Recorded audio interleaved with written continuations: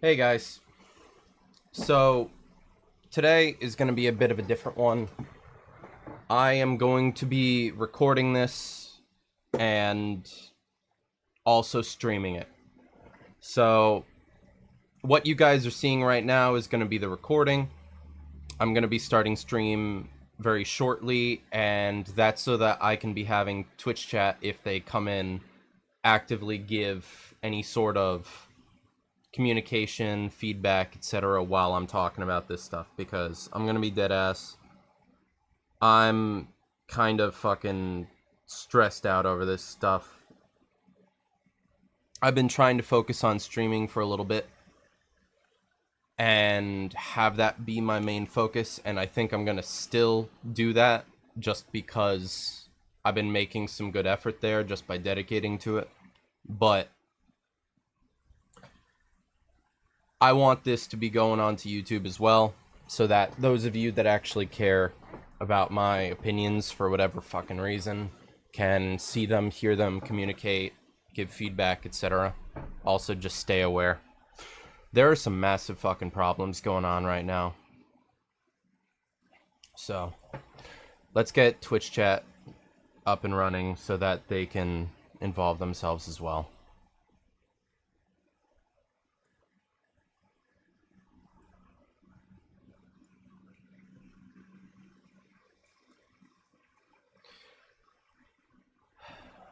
Dun, dun, dun.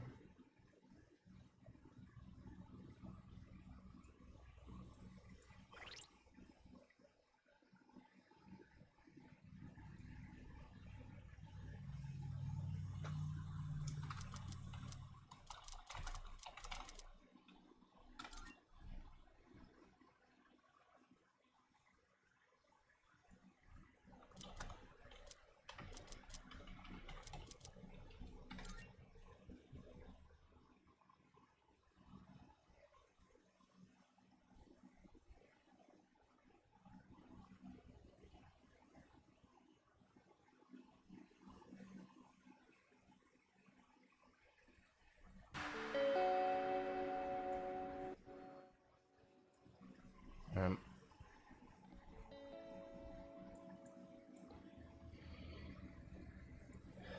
so,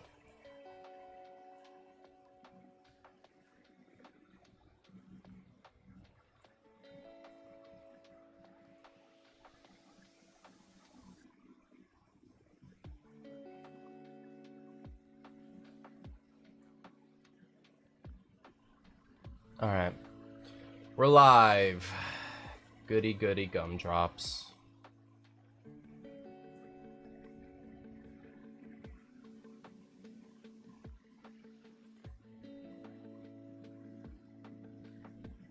Get out of my fucking stream, you bot.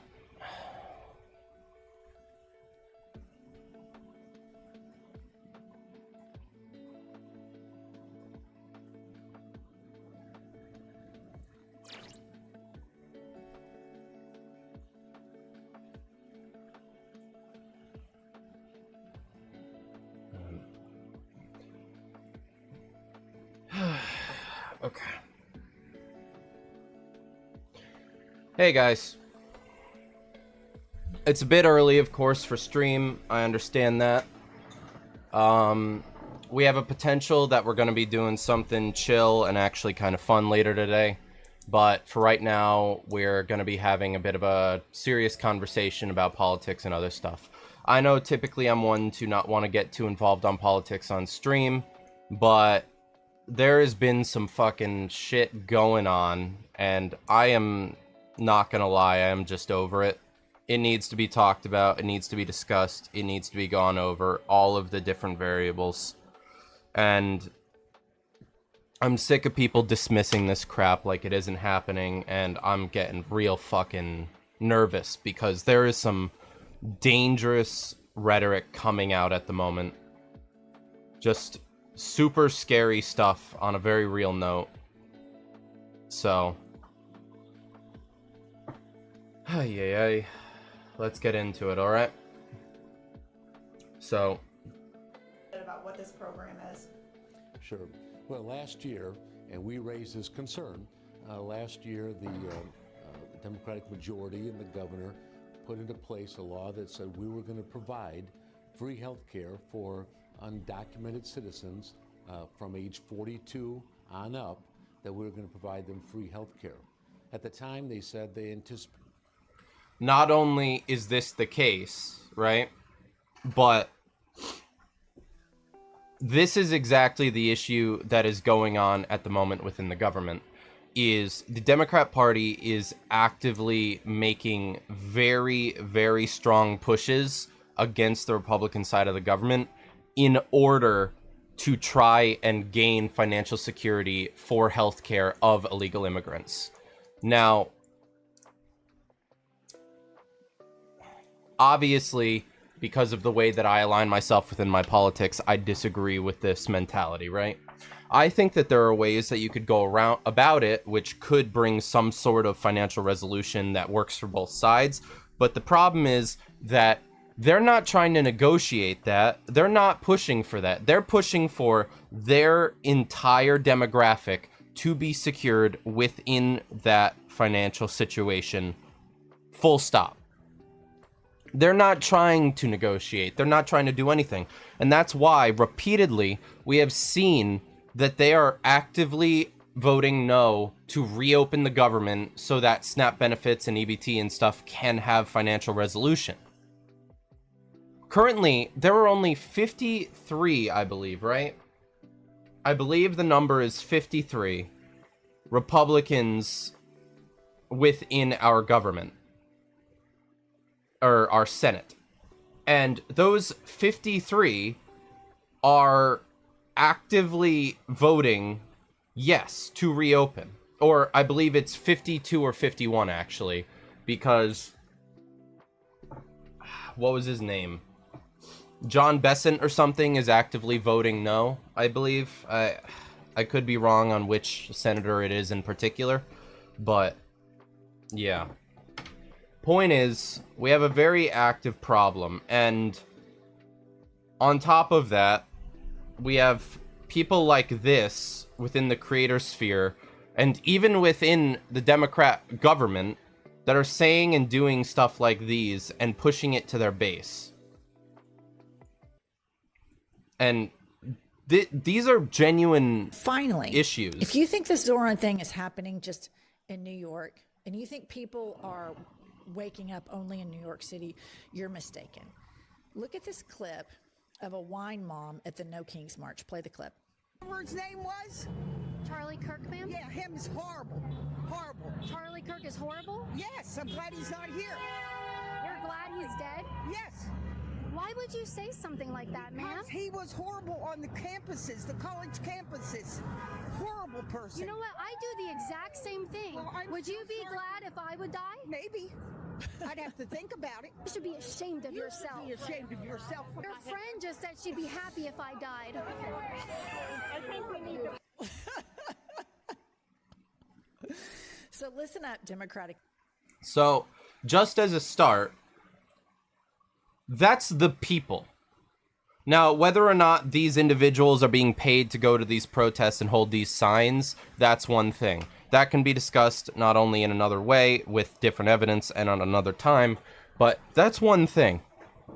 What this lady says next here, and this lady is an orbiter and someone who's actively interacted with Hassan on multiple occasions, so know that she is known and facilitatedly a fact to be quite extreme within her beliefs.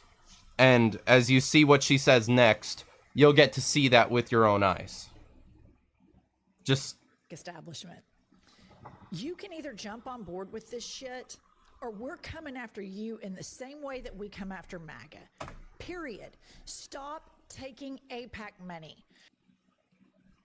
they are actively stating and admitting to the fact they're coming after the Republican or MAGA movement with negativity, hatred, even violence in mind. And now she is actively stating, as an influencer with an active following, by the way, so her word has weight to it. What she says can influence individuals to take action, positive or negative. She is actively threatening the Democrat establishment within our government and saying that her following and the Democrat Party's populace will treat the Democrat government the exact same they treat MAGA.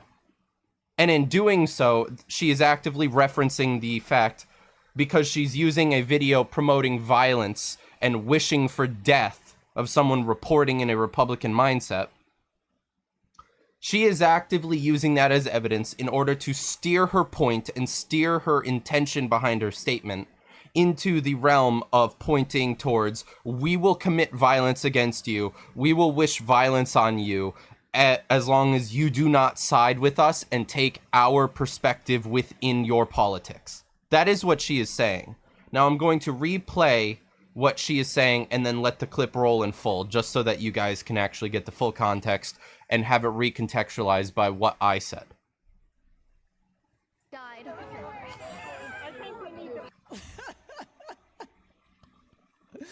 So listen up, Democratic establishment. You can either jump on board with this shit, or we're coming after you in the same way that we come after MAGA. Period. Stop taking AIPAC money. Go on an I'm sorry I took AIPAC money atonement tour if you want to stay in power. Stop missing out on these big rallies. Hakeem and Chuck should have been front and center introducing the next mayor of New York City, but no, they wouldn't show up because they're pussies. They're pussies that are beholden to the same corporations that helped Donald Trump get elected. And this is just an embarrassment. Kudos to Bernie, to AOC, to Zoran. And that woman out in somewhere middle America saying, fuck Charlie Kirk, he was a racist, he was a piece of shit. There are so many more of us than there are of them. And these Democrats that continue to play patty cake with corporations and lobbyists, nobody wants that. Nobody wants you. We want politicians to speak freely and look at what the benefit is. Look at what is happening in New York. And you dipshits are sitting on the sidelines, running your social media like complete dorks. It's embarrassing. Get your shit together. Hakeem and Chuck, seriously get your shit together, because the Democratic Party is moving on. We are moving on.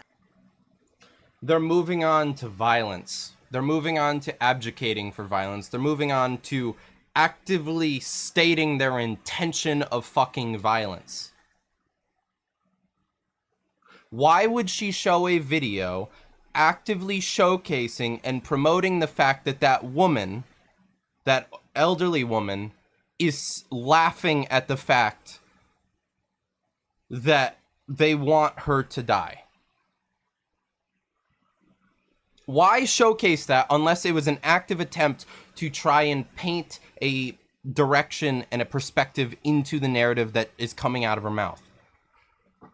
If she wanted to talk about a positive change within the Democratic Party and movement in order to move forward for a better outcome for all involved, instead of it being a cry to violence, a cry for these types of actions and such, then there is no reason for her to show that. She would show something else. She would be showing off John Fetterman.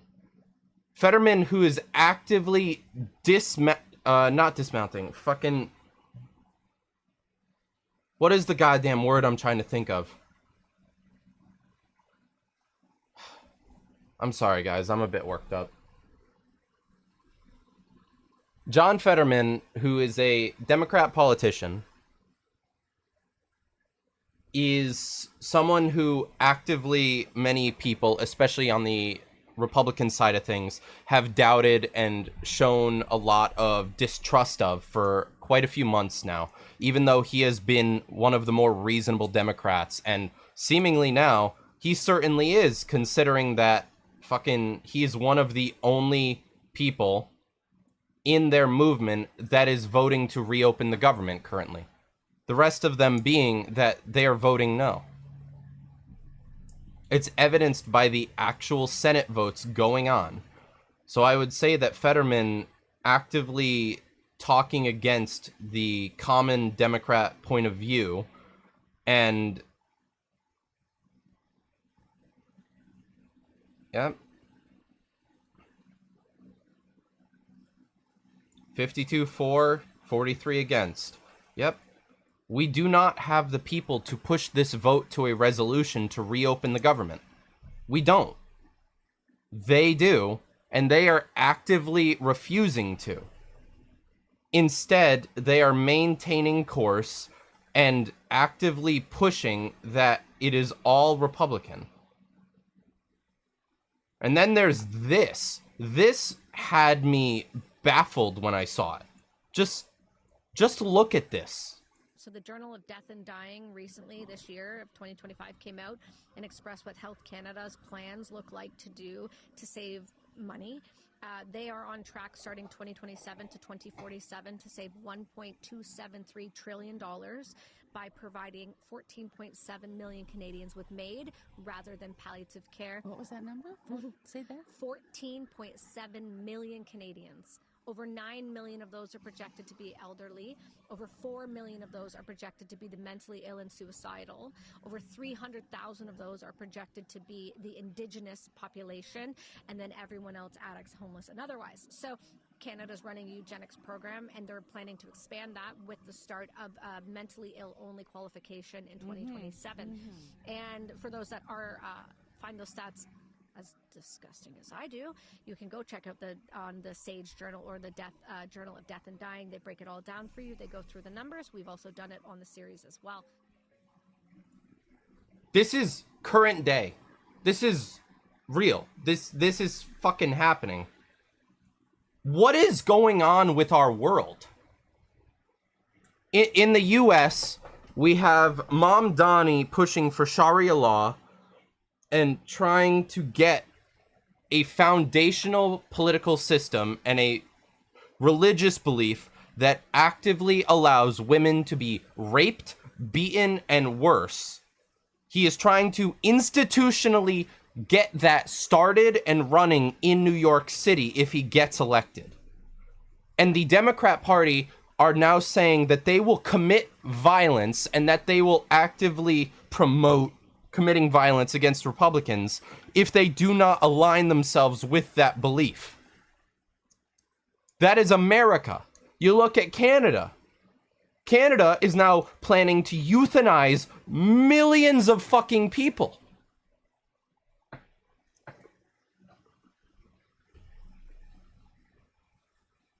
What is going on? And whenever people talk out against this fucking stuff, whenever people talk out against this stuff and try to call attention to it, they get fucking shut down and cussed out all over the place. Why? We are not stating, we are not advocating, we are not doing anything along the lines of saying that Democrats need to be violently overthrown. We are not saying that Democrats need to be imprisoned for their belief systems. The only things we're denouncing is violent political rhetoric, trying to use politics against your opponents in an unfair and illegal manner. We're against illegal voting standards within our politics because when you bring in illegals and you give them the ability to vote, that actively fucks up our system. American citizens are the backbone of our politics. That is how it has always been. That is our constitutional sense. And because the Democrat Party has been falling in people that agree with it since Charlie Kirk especially, they are choosing to go all in on violent rhetoric to get the appeal of the trans crowd and the Antifa crowd, because those are the people throwing these riots and these violent protests all over America. Those are the people. And my God, I just fucking can't, man.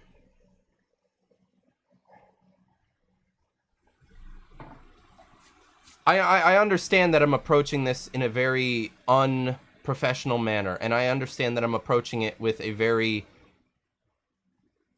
I am baffled by the amount of degeneracy that is so blatantly in front of everyone's eyes at the moment, and yet nobody is willing to call them out for it that's on their side. Because the reality is that the entire Democrat Party and that side of politics are in agreement with it. They align mentally and politically with the rhetoric that this political violence is not only rightful, but it is necessary. And I just don't agree with that. Because here's the thing, if I agreed with that mentality, then I would be calling for all Democrat politicians and all Democrat citizens to be arrested or worse. I'm not. Our politicians aren't. The only things that are being pursued legally or otherwise by our government are the people that are actively promoting political violence or actively breaking laws within their political parameters. We have had a number of Democrat politicians of recent that have been actively outed and shown to have been embezzling funds, to have been insider trading, and that's how they've become so rich despite only making about $100,000 a year through their actual fucking wages from their position in political power. These are very real problems, and we're just supposed to ignore it because MAGA bad.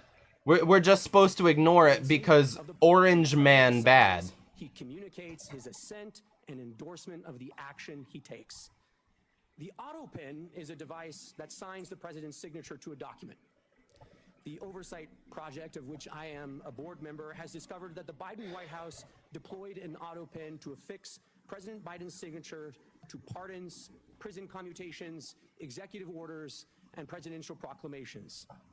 The Oversight Project's research has found that the Biden White House first deployed the auto pen to affix President Biden's signature to a proclamation on day 5 of his administration, and that there were at least 3 different auto pen signatures in use throughout President Biden's tenure in the White House.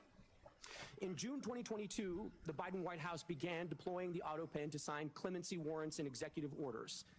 Auto pen use skyrocketed from there. We found that of the 51 clemency warrants issued during the Biden presidency, over half, 32 in total, were signed with an auto pen. And these include some of the most controversial acts of clemency of the Biden presidency, including death row commutations and the preemptive pardons of members of the Biden family, Dr. Anthony Fauci, General Mark Milley, right, and more that were issued in the final days of the Biden presidency. We reviewed President Biden's schedule in his publicly available media and were unable to find any record of President Biden's personally approving these actions, such as a statement issued by the president himself to reporters. It is degenerate, the level of just complete and utter corruption that is going on currently. And yet none of their constituents and their political base are actively calling it out. If anything, they're actively advocating for it to continue, and they're supporting it. Because the remaining base of the Democrat Party agree with those politics. They agree with pushing violence. They agree with pushing trying to get rid of and jail political opponents so that you don't need to engage with them on the political stage. They actively agree with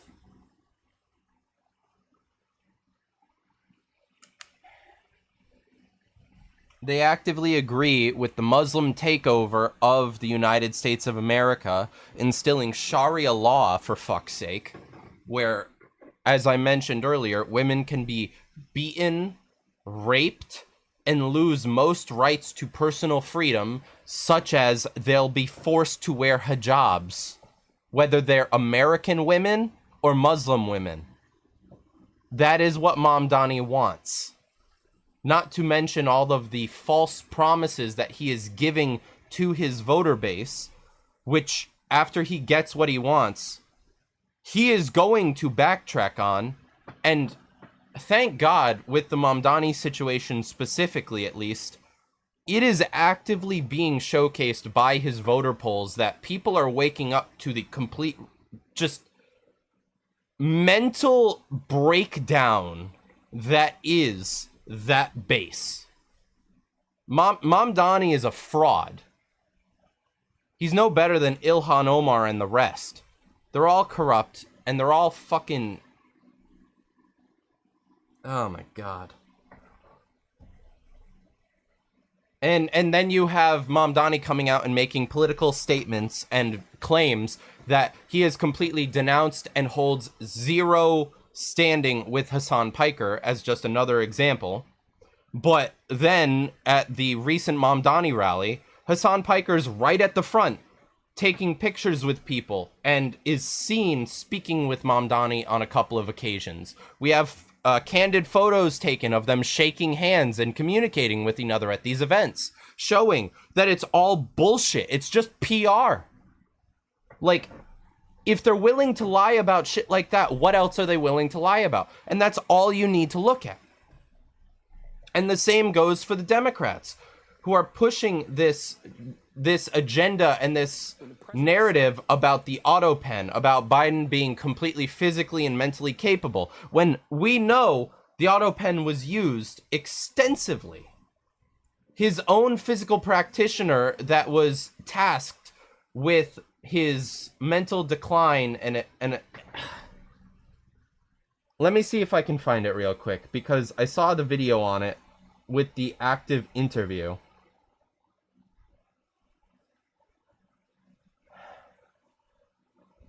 Let me see if I can pull it up. Here we go. Breaking video. Top Biden aide admits to being offered $4 million bonus for covering up Biden's cognitive decline if he were to win re-election in 2024. I'm going to let this go. I will pause when important moments come up that I can talk about or shed light on, but otherwise I'm just going to be letting this go, okay? This is important. You would have received a bonus. Yes, it was. What were those circumstances? That Joe Biden would have been reelected president of the United States. What was the bonus of Ben?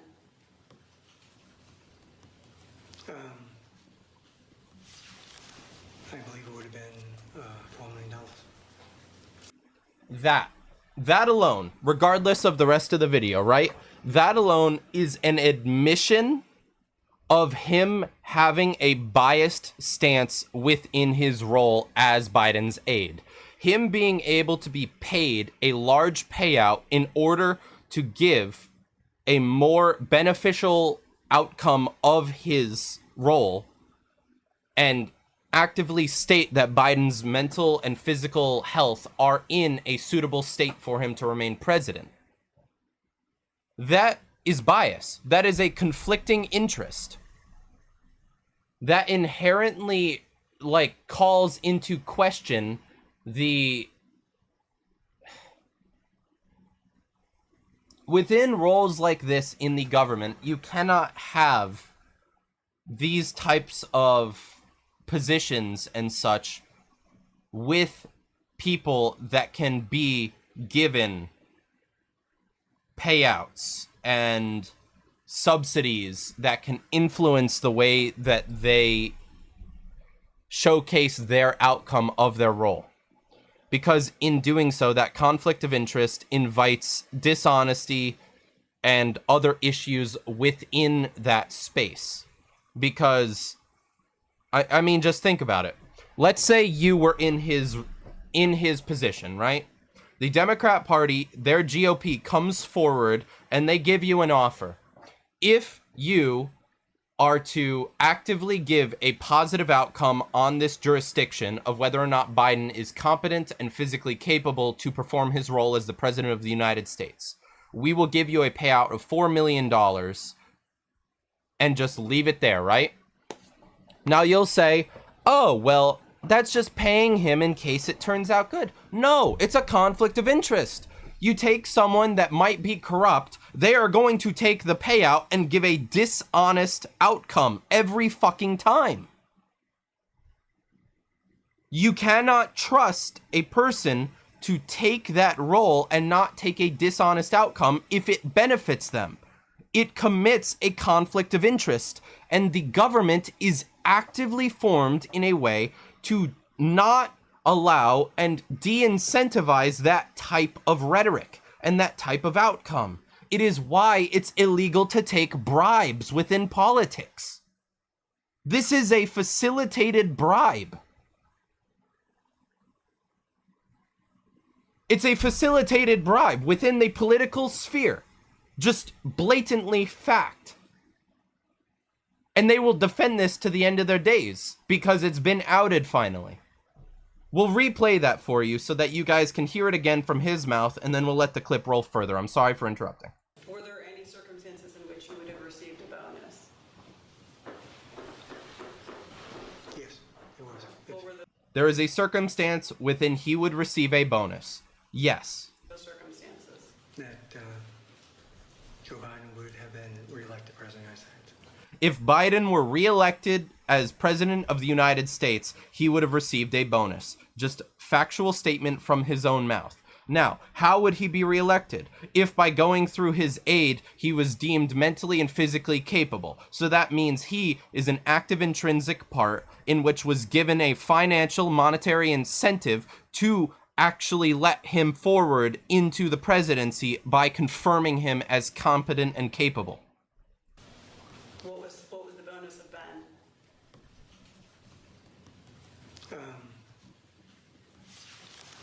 I believe it would have been $4 million. $4 million would have been the financial incentive for him to confirm Biden as mentally and physically capable so that he could have the capability of being reelected as president in 2024. That is what has just been stated. Here's the rest of the context. In addition to the $4 million that you were already paid. Yes. So they've released hours and hours of this stuff, and this guy's come in and blown the whistle. Now, I know a lot of folks aren't big fans of Alex Jones, but he is someone that does extensive research, so I'm going to play a bit of his clip. Committee, the main investigation body of our legislative branch, has the whistleblowers. I told you about this 4 or 5 months ago. The chief of staff came in, the other aides. They said, yeah, it wasn't Biden. He didn't sign anything but 2 bills. It was a committee run by Obama and Hillary and Biden's wife, Jill Biden. And Hunter was involved. They would just decide what they were going to sign and do. I mean, this is treason. This is a coup. This is bonkers insane. It is. And then now what happens? I mean, the whole presidency, we know they stole it, but now it's proven it was illegitimate. This is incontrovertible. Citing Autopin use, GOP-led House Oversight Committee calls Biden actions illegitimate. Well, I mean, you only have Mike Donilon, chief aide, admitting that it was monetary is the reason he did it. And they blame it on cognitive thing that they had to do all this. Oh, we had to sign the bills. We had to make the decisions because his brain was gone. That's why you ran him. When he was running for office in 2019, I said his brain was gone. And now you saw it. Oh, this is the sharpest Biden. He's incredible. He's wonderful. It is the frog, man. A bunch of these videos. They're releasing it all the proof. This is not the Republican Party of 8 years ago. Is it as hardcore as we want? No, the Republican Party of 8 years ago was driving about 5 miles an hour against the globalists. This one's going about 80 miles an hour. We need to be going about 200 miles an hour like a monster truck with fire shooting out the back. But it's different, and the left better pay attention that it's exponential. This is not Kansas anymore. This ain't the same shooting match. No more. Like I've explained to them and told them to surrender. Surrender. We got a new video McBreen just did. Surrender. We'll play it in a little while. Now, I don't agree with surrender as a mentality personally, right? Again, Alex Jones takes a position that's a bit more extreme than my own. I have a very moderate position of Both Democrat and Republican politicians need to come together, reopen the government, provide financial aid not only to the people, but especially to our military, veterans, etc. That is a given. The reality is, however, that Democrats are maintaining our government shutdown by voting no within that bill. They have met 13 times now, and it has been a repeat outcome each fucking time. Now, the question is, why is this happening? Because whenever something is a factual event that happens, you need to dissect it. You need to look at the why, you need to look at the how, you need to look at you need to. Because otherwise, you cannot figure out the reasonings. You cannot figure out the incentives. You cannot figure out the directives, etc. The reality is that Democrats are using it as leverage, as they have admitted. I can bring up a clip for that in a bit. We're going to let this run a bit longer after I'm finished discussing, but Democrats have actively admitted that they are using SNAP and EBT being cut off in order to use leverage against the Republican Party and try to regain some momentum within our politics. That is something they have admitted from their own mouths. So it's not even rhetoric. It's not political rhetoric. It's fact that they have not only acknowledged, but they have said themselves. But it is time for them to surrender. We also have a shorter version of Dude's video he put out, 70 minutes long. I said, can I have a shorter one? It's just great, but, for the show, of Democrats admitting they're behind the shutdown, which we all know procedurally, but people need to see them bragging. You tell some leftists, hey, you got to have 60 votes for a spending bill. Yeah, right, sure. They don't understand. They can't read the Constitution. They literally do not understand this stuff. They don't want to understand it. They just want to blame Republicans. Yeah, they do. Democrats promise them unlimited goodies. But like Ronald Reagan said, the problem with socialism and communism is what happens when you run out of somebody else's stuff.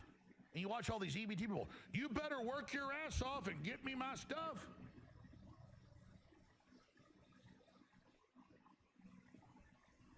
So here's Chief Aide to Biden admitting the quiet part out loud. That's fine, you.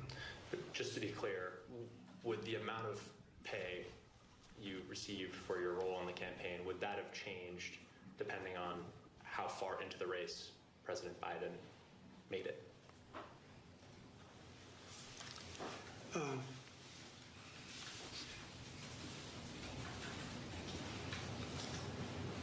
My sense is that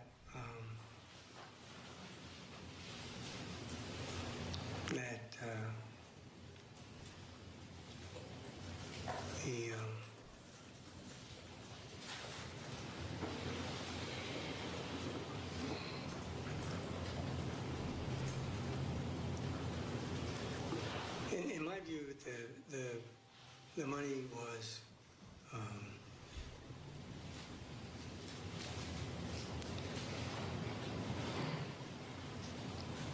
that there was a guarantee in the campaign that we had a negotiation, and that's my memory of the agreement.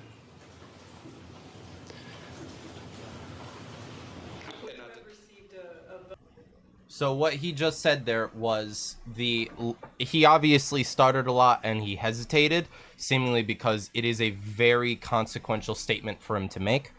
He just stated and admitted that the distance that Biden made it into the presidential running for the 2024 election, which led into Trump winning and being able to be president from 2024 onward to now, and likely into 2027, 2028 when the next election will take place. What he just admitted is that there is more financial incentive outside of that additional $4 million he would have received if President Biden got in. He said that there was a guaranteed financial incentive depending on how far into the campaign Biden got.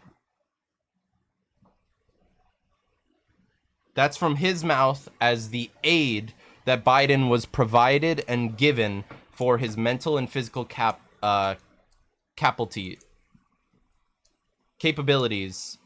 What faculties? Capabilities. I'm a dipshit. That is what the financial guarantees given to the mental and physical aid for Biden.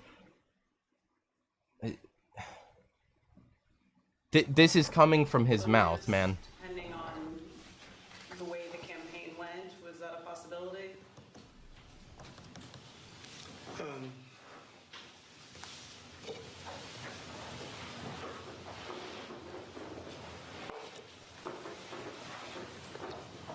How the campaign went.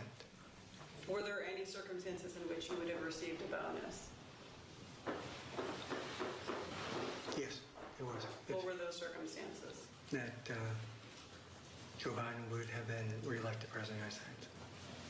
What was the bonus of Ben?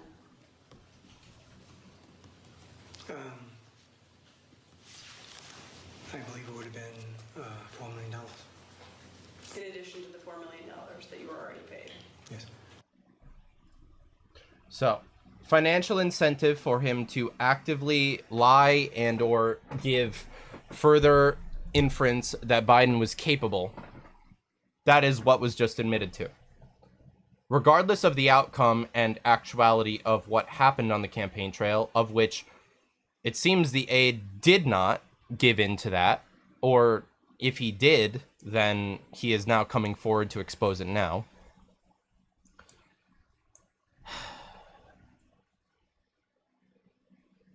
It just...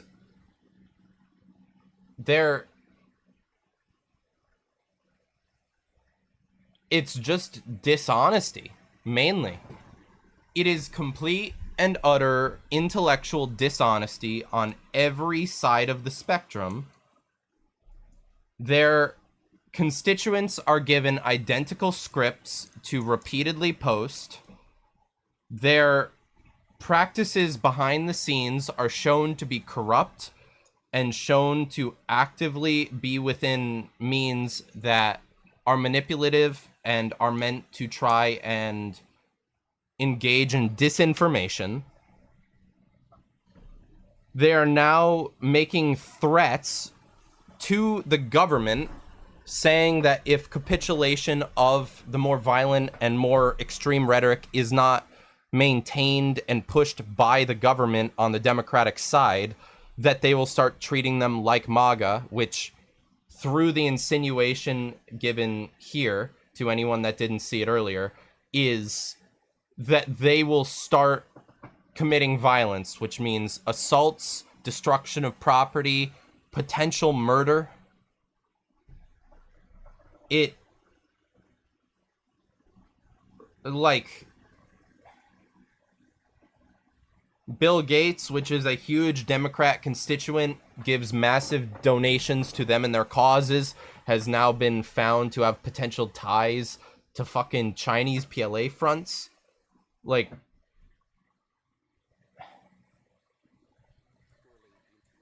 let's watch this one.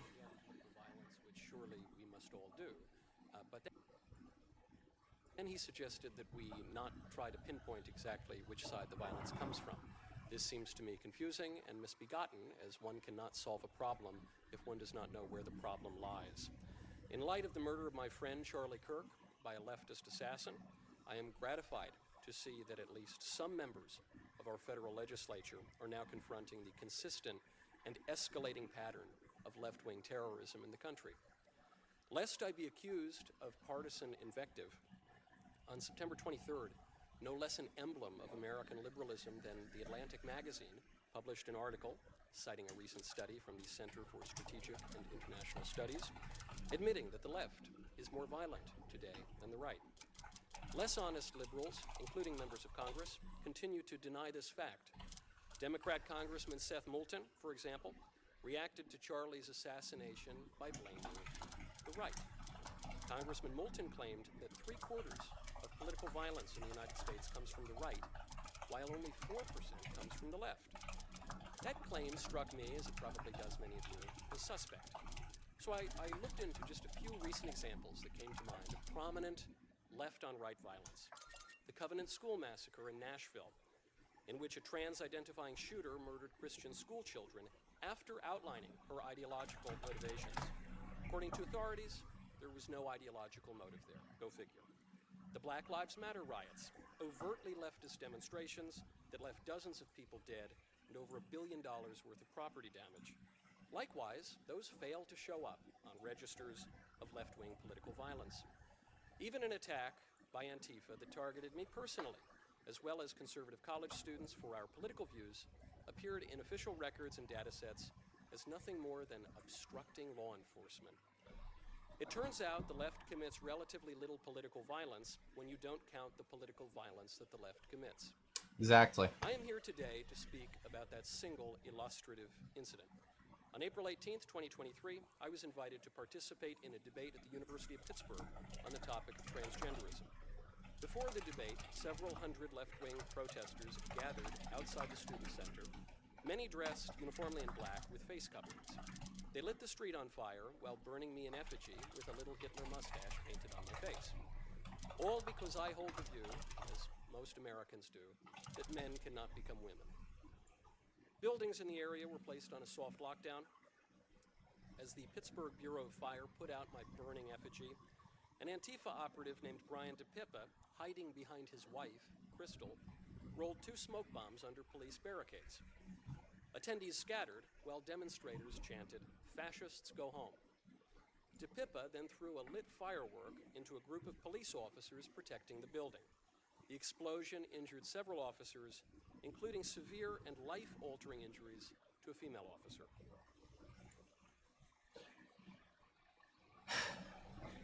Actual issues. Legitimate danger to people's personal and physical safety that are dismissed and disproportionately given labels as other forms of extremism, typically labeled right-wing extremism, in order to take away severity and actual attention from issues being perpetrated against a certain demographic and group. That's a problem. You want to know another one? Let's look up. Let's see if I can find something real quick, because this is a big issue that's been going on that a lot of people just seemingly ignore and treat as if it's not happening. Let's see if I can find it. Oh yeah, stuff like this has been happening a lot too. Making fun of Charlie Kirk's assassination. A very common large point of these fucking people. Zero care for actual fucking problems. But yeah, not what I was going to bring up and talk about. What I was going to bring up and talk about... Ooh, here it is. Here's a great example. Crime stats. Within blue states and such very prominently. If you look on police registers, there is a very large problem within the way that they catalog criminals when they're booked and processed within their systems. They will book people of illegal, Spanish, Muslim, and sometimes even black racial origin as white. Such as this man here, who on his criminal register was registered as white. Even though, as you can very fucking clearly see, he's no cracker. He's no mayo skin, as they like to call us, and be fucking racist and diminutive with complete and utter wild abandon.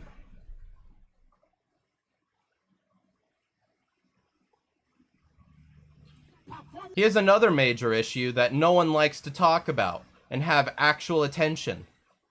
The fucking genocide that's going on, killing Christians at large.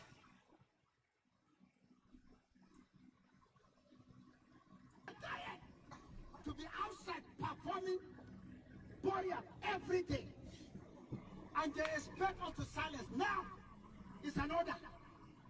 Nigerian government came out openly and denied there is no massacre, there is no genocide of Christians in Nigeria, and look at it today. Is there any Muslim here? United Nations, I know you're watching me. American Senate, you are watching what I'm doing, I'm saying here. Special advisor to Trump. Now, please tell Trump to save our life in Nigeria. They are killing Christians in Nigeria, massacre Christians. If they say they kill Muslims, Muslims are being killed. By who? By Muslims. So you're urging Secretary of State Rubio to designate Nigeria as a country of particular concern. Okay. What do you really want Trump to do about this? Well, what we want is for the killings to stop, and it's a systematic campaign of persecution by Islamic terrorist organizations, not just Boko Haram, but IS West Africa, and also this Fulani tribe that lives in that middle band that has been just discriminately targeting Christians and killing them. You saw the numbers that I just put up there. I mean, they are absolutely horrific. Making this a country of particular concern will limit and restrict their security assistance programs with the United States. So we have been training and equipping the Nigerians in the hope that they were going to stop Boko Haram and eliminate them from Nigeria. Well, that's not happening. And I think there is a question of there is collusion in between the current Islamic government in Nigeria and these terrorist organizations that are killing Christians en masse. So what we want is for President Trump to put that designation back into place. What I don't understand is why there's not more publicity in the United States for what's going on in Nigeria. When you're killing thousands of Christians because they are Christians and they're being killed by Islamic terrorists, I think that's major news here, and I can't understand why it's not. And it absolutely should be. Just this year alone, Stuart, we've had 7,000 Christians murdered. That's 35 a day are killed in Nigeria just for professing their faith in our Lord and Savior Jesus Christ. We cannot allow this to continue. We cannot. There are very fucking real moral and human issues in this world, let alone just America. America has its own goddamn problems, but the biggest problem of America's is that all of our goddamn problems are superficial. We were at peace for a number of years. Racism was at a very legitimate and large-scale decline. Violence was at a very large-scale decline. Our police were very properly handling problems within our country. We had ghettos. We had places with very bad problems, and we still do. But the problem is that they're getting worse and worse. Not because of what's going on outside of America, but because of our own internal conflict within our fucking country. We have Democrats who are trying to embezzle and steal funds from our government via their practices. And they have been. Just look at what's happening in fucking California with Gavin Newsom. The bastard is sitting there playing these fucking patty cake games back and forth with Trump and other fucking politicians. Let me see if I can find a clip regarding that specifically, because there was one that I saw earlier that kind of illuminated Gavin's fucking cowardness, or however you want to describe it.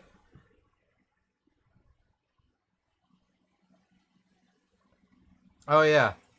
Need to remember that when he lied about his aunt being racially discriminated against and that she was scared of wearing a hijab, when the moment he was actively contradicted on that regard because his aunt was actually nowhere within America at the time, immediately goalpost shifted and changed it to be, oh, well, it wasn't my actually aunt. It was instead something else. Fucking bullshit.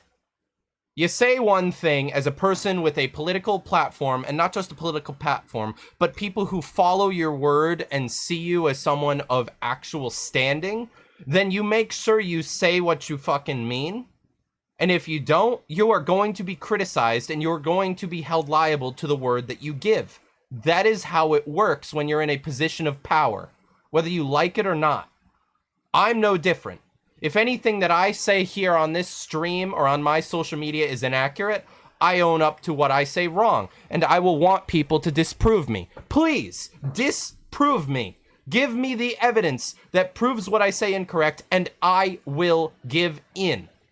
But the problem is, until you do, until you can provide me that, I will stand by my perspective and my claims. Just as I expect you to do.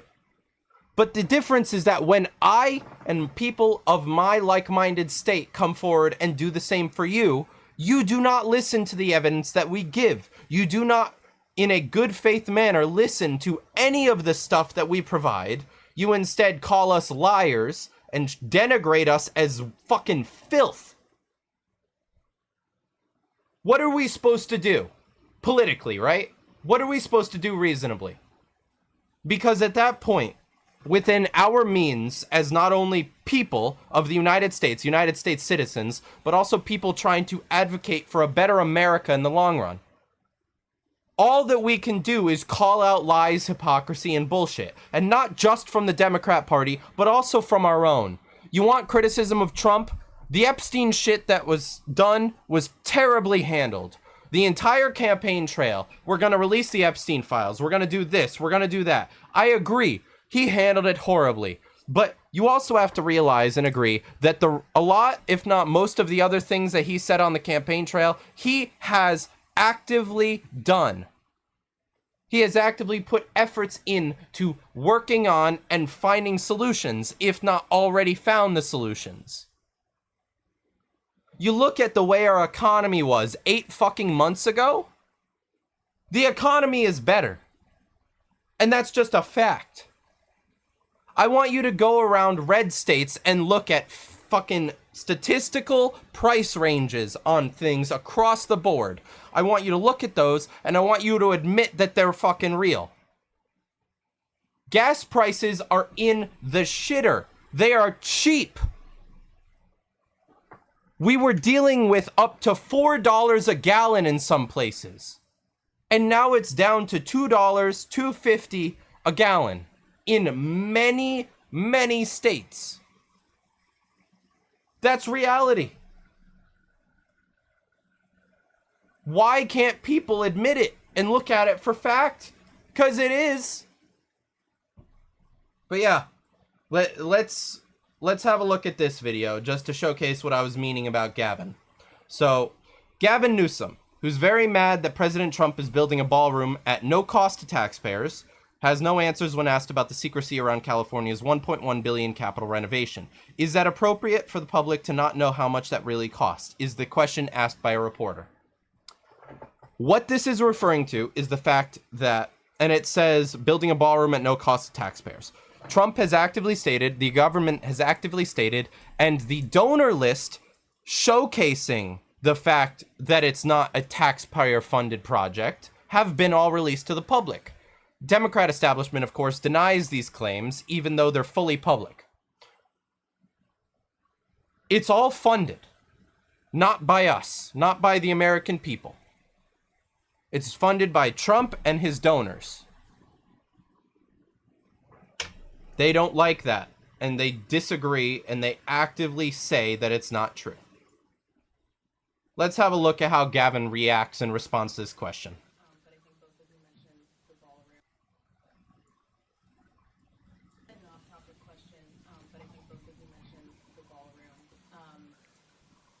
I want to first acknowledge that neither one of you are leading the Capitol Annex project, but Mr. Attorney General, you voted to approve it in 2018. Mr. Governor, the Department of General Services, which you oversee, is part of it. It has been 3 years since the legislature updated the public on the cost of that project. It is happening right now. Maybe one of your members could probably oversee it. You can see the construction is happening, but yet the legislature's Joint Rules Committee refuses to provide an update. We've reported that they have violated the Legislative Open Records Act.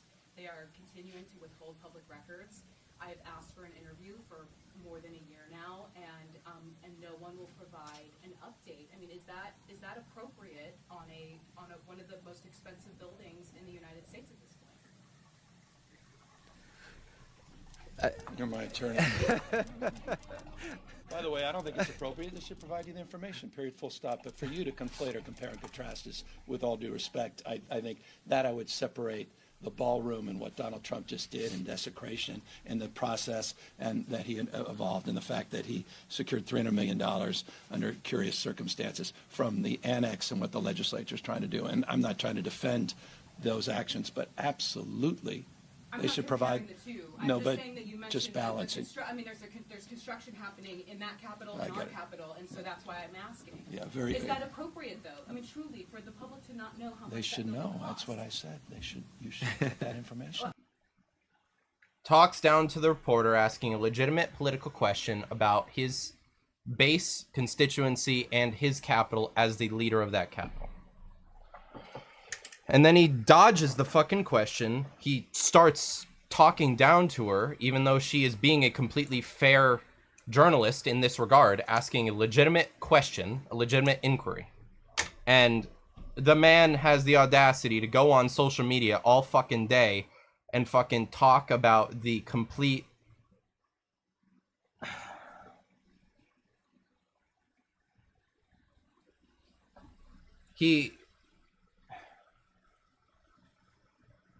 Oh, there you go.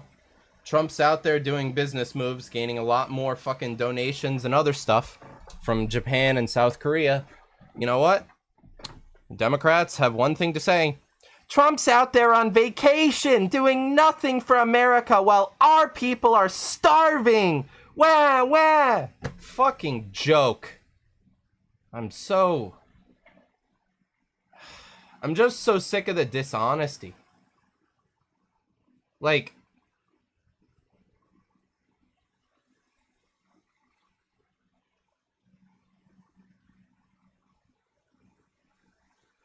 crime. Have you ever heard of somebody getting a preemptive pardon who was innocent of all crime? Who's just an innocent person? Have you ever heard of that? Just somebody getting a blanket pardon and they're an innocent person? But no, I think that it's an effort not only to prospectively pardon people for things they have not yet been charged with and may never be charged with, but also it's the president's own family. It's people that have been covering up for the president in addition to his own family. This is the nature of those the president has surrounded himself with, including his family. And that is, it's been essentially a den of thieves environment. And so I think the president used this as his way of trying to protect those that have protected him. Have you ever heard of somebody getting a preemptive pardon who was innocent of all crime? Who's just an innocent person? Have you ever heard of that? Just somebody getting a blanket pardon and they're an innocent person? But no, I think that it's an effort not only to prospectively pardon people for things they have not yet been charged with and may never be charged with, but also it's the president's own family. It's people that have been covering up for the president in addition to his own family. This is the nature of those the president has surrounded himself with, including his family. And that is, it's been essentially a den of thieves environment.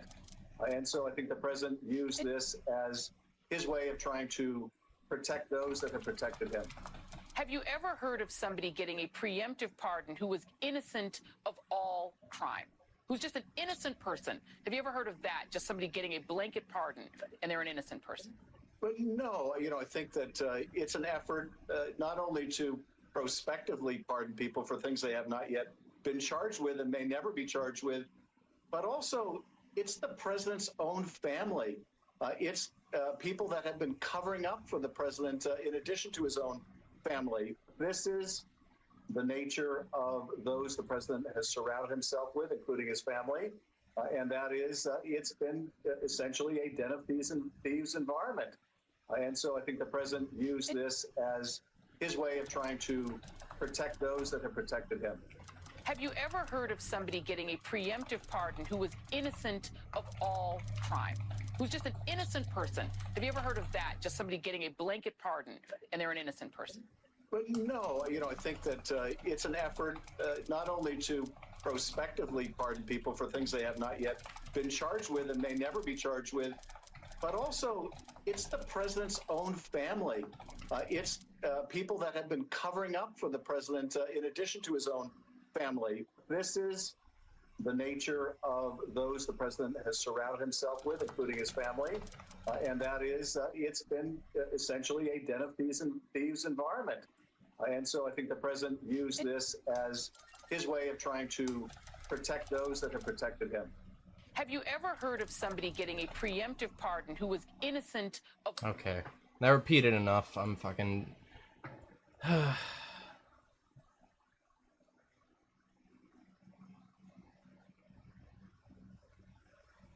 Is it him getting... I mean, like, sure, to a degree.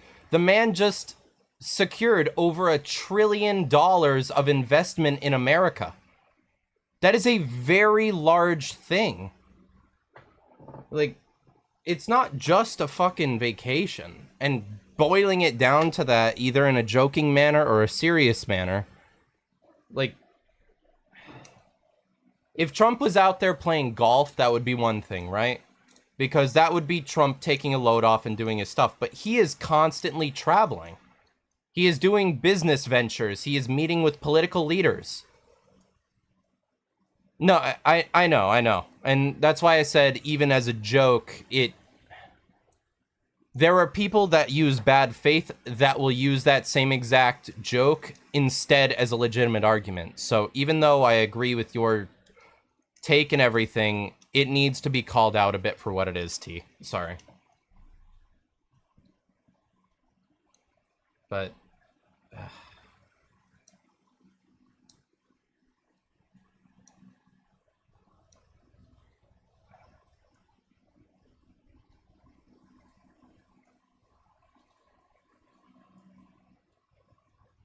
critique of shutdown is a tactic. It really is not something that's desirable. You can vote. But You can there vote. is a real issue about health care.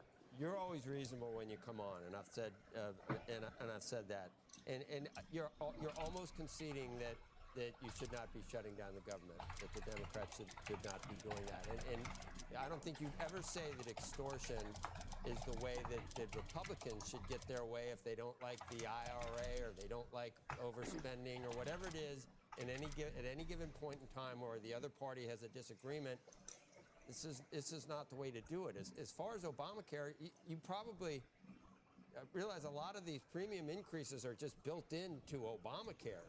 The expiration of the pandemic subsidies is only a very small part of the increases. So that discussion has to be had about fixes to Obamacare so it doesn't keep spiraling, the costs don't keep spiraling. But you know you're not going to do that before we reopen the government. It's not going to happen. It's going to have to happen. It says a lot that even CNN, CNBC, like, at this point is a reasonable these are Democrat news networks, some of the ones that have been actively going after Trump for years, that are very, very staunchly anti-Republican.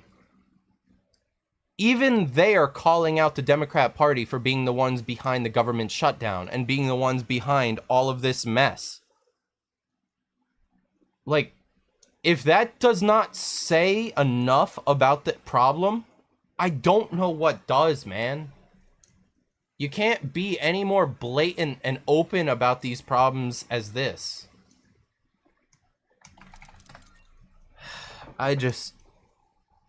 Intellectual dishonesty, complete and utter logical fallacy coming out of the mouths of these politicians and people in power that are supposed to be using their platforms to provide a better living situation for their constituents and the people that look up to them as people that are there to protect and serve for them. It all started with defunding the police. Then it led to high crime. Then it led to, oh, we're going to be giving out SNAP and EBT benefits to criminals so that they feel less incentivized to commit crime because now they can just laze around at home and get paid for it. And now we're to the point where SNAP and EBT is being potentially cut off as a result of the Democrats shutting down the government. And now we have people all over social media that are on these programs threatening to go out, and I have seen quite a few different extremes on this scale, by the way. I've seen extremes on the scale of, we're going to go rob Walmarts. We're going to go rob stores. Oh, we're going to go rob white people on the street. And I've seen to the point that there were some of these people that there were legitimately a couple that were saying that if they can't find food, they would start killing and eating white people. Like, what? Like, even if it's just like an exaggeration and just some absurdist thing that they're saying to be going for clicks or whatever. What?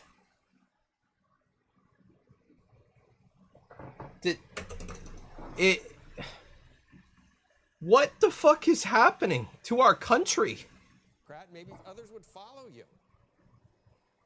You know, I'm not there yet because we have had literally, Joe, no discussion whatsoever about how we're going to deal with these This is the right way to do it, Senator? By people not getting paychecks at the TSA? This is extortion. You think this is the right way to do it? In your conscience, you think it's the right way to do it? I never thought I'd say that, Andrew, that it, as a human being, he always says that. As a human being, you think this is the right thing to do? That's your line. Well, that's why Senator Hawley and have our bill to make sure that folks get the nutrition that they absolutely need as the president is paying the troops. But there is something that we've all got to acknowledge here, okay? The administration has had an attack on health care, as we know it. The Medicaid cuts were immense. They're going to have real impacts on individuals, and they're going to have impacts on state budgets and community hospitals.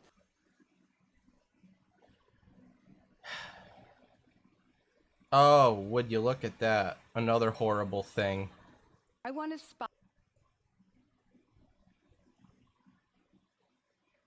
Let's listen to this and then we'll look over it again. One particularly dangerous gender clinic, and that is Seattle Children's Hospital. Not only does it state that gender interventions are life-saving and puberty blockers are reversible, but it partners with its autism center.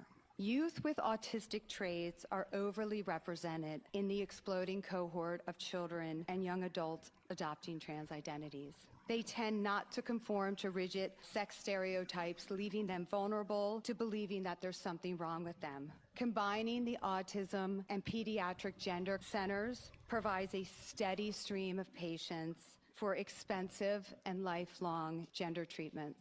Seattle Children's is not alone in this marketing scheme. Seattle's Gender Clinic authored and the AAP published a perspective advancing the notion that refusing to modify a child's sex traits constitutes medical and emotional abuse. Parents who refuse to consent to have their daughter's breasts removed or sexual function destroyed are seen as abusers by the largest pediatric medical society in the United States.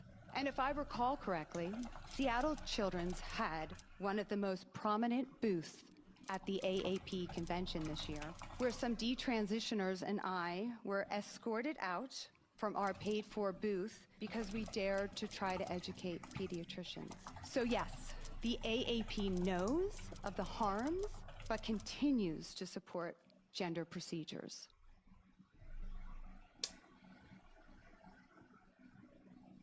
AKA, it's a way to take advantage of impressionable children and children that are especially impressionable due to autism and other mental disorders, and actively integrate and initiate them within an environment where trans ideology is not only pushed but supported.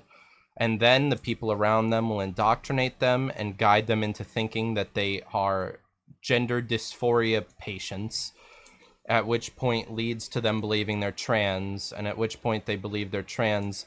That will enable them to go online, find these communities of fellow trans people, and find full and utter indoctrination. There is a reality that I believe, and I am going to state firmly. Children cannot be trans. If you are 18 plus and you want to be trans, you want to mutilate your body, cut off your breast, cut off your dick, do whatever you want, take fucking hormones, power to you. It's not my business. Do what you fucking want. You're an adult. It's your body, your choice. Go with it. But children aren't allowed to drink. Children aren't allowed to smoke.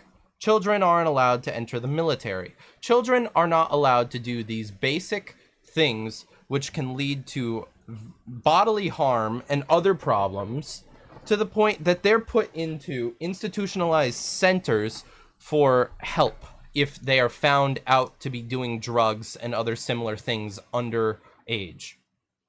Why then can they go on these hormones and puberty blockers which completely and utterly fuck up their body for life, and in many cases sterilize them so that they can no longer have children?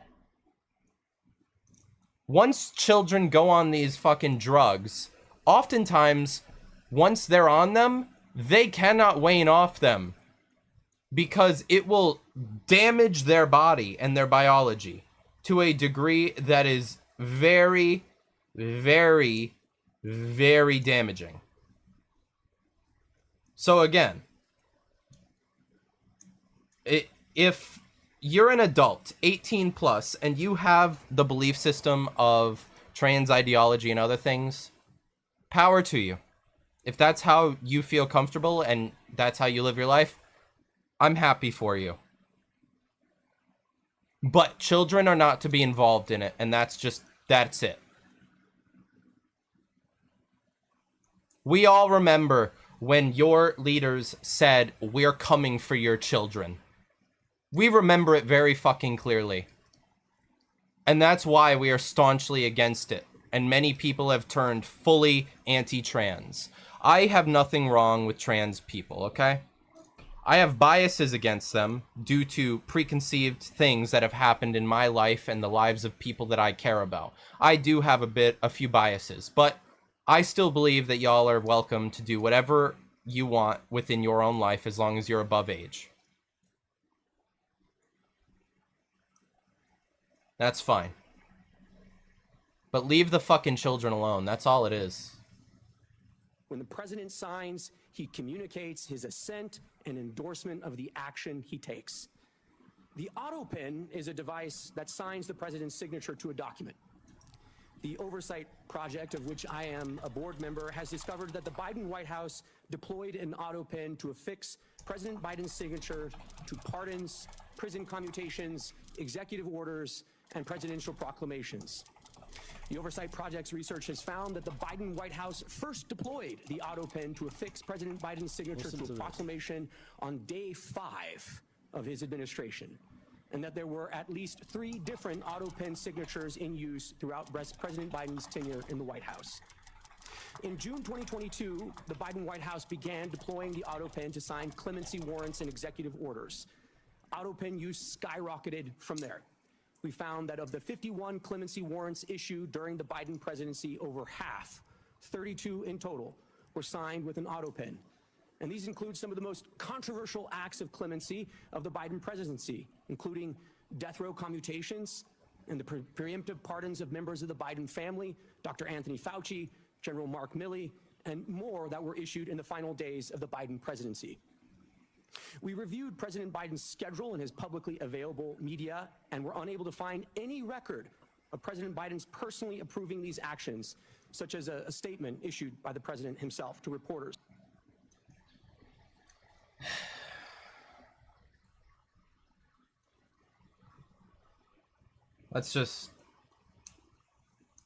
I'm gonna take a moment and just relax. I'm gonna keep going through some clips for you guys, but I'm going silent for a second just so I can kind of collect my thoughts, alright?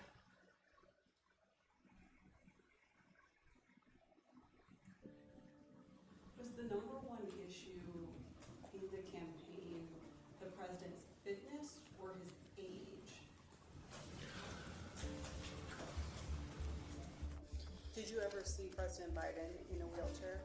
I do not recall ever seeing President Biden in a wheelchair. And new information now on the people in his inner circle and how the cover-up actually operated. Senior aides that worked here until just a couple months ago, the beginning of this year, manipulating an ailing president for their own gain. How much were you paid for your role in the campaign in 2024? Just a little bit short of $4 million. I'm sorry, how much? $4 million. You believe that the president should stay in the race. Your own financial stake in the matter was a factor in any way in your advice to the president? I don't believe that. And when it comes to President Biden's decline, the official word from Biden world about all these news stories is that nothing has been revealed this week that shows that President Biden was anything but an effective president. Yes, I noticed that he was aging in terms of his physical condition. I noticed that, he shuffled more. That he has more stumbling over words and gaffes than he did at the beginning of the term. His rhetorical skills were not as strong as they had been, and his speeches were less effective, I thought. We talked about age. We knew it was an issue, and we tried to design a strategy.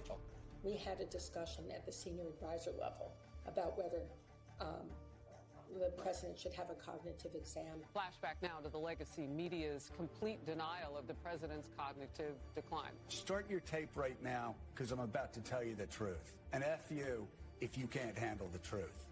This version of Biden is the best Biden ever. His mental acuity is great. It's fine. It's as good as it's been over the years. He is sharp. He is on top of things. Do you regret saying that President Biden had a mental acuity? He had a sharpness to him. I said what I believe to be true. And you think he was as sharp as you? I said I had not seen decline. And I hadn't. He is just fine. How people interpret that is up to them. We're watching the testimony of this woman here, Annie Tomasini.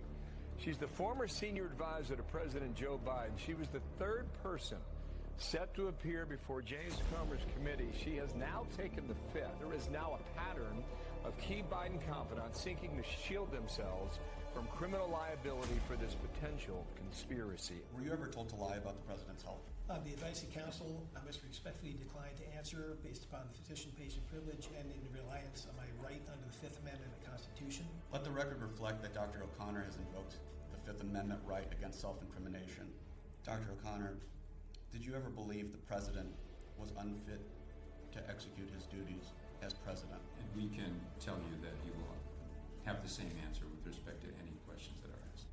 Did any unelected official or family member of President Joe Biden execute the duties of the presidency? Did Joe Biden, a member of his family, or anyone at the White House ever instruct you to lie regarding his health? On the advice of counsel, I respectfully decline to answer the question pursuant to my Fifth Amendment rights under the Constitution. And if that wasn't shocking enough, Dick Tapper claims Hunter Biden was basically acting like the chief of staff. Hunter was driving the decision-making for the family. He was almost like a chief of staff. Did you notice an uptick ever when Hunter Biden was around?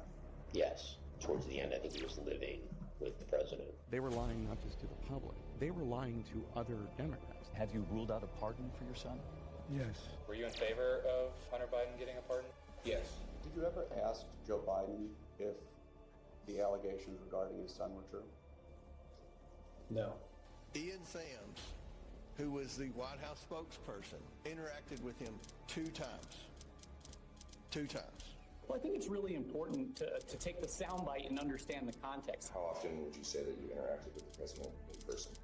I interacted with him pretty infrequently. I think I met with the president a handful of times during my tenure in the White House. I gotta say, that doesn't look anything like the president that I know. When I deal with him, he's sharp, he's asking tough questions.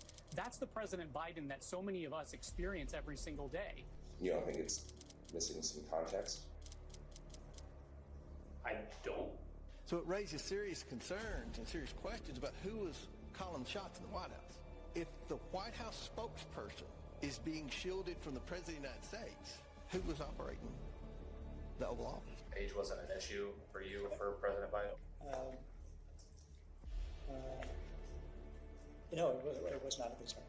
Do you think President Biden was fully in command that night during the debate? I do believe that he was fully in command that night during the debate. I knew it was very difficult to get past some of the visual things that were causing people concern about the president's budget.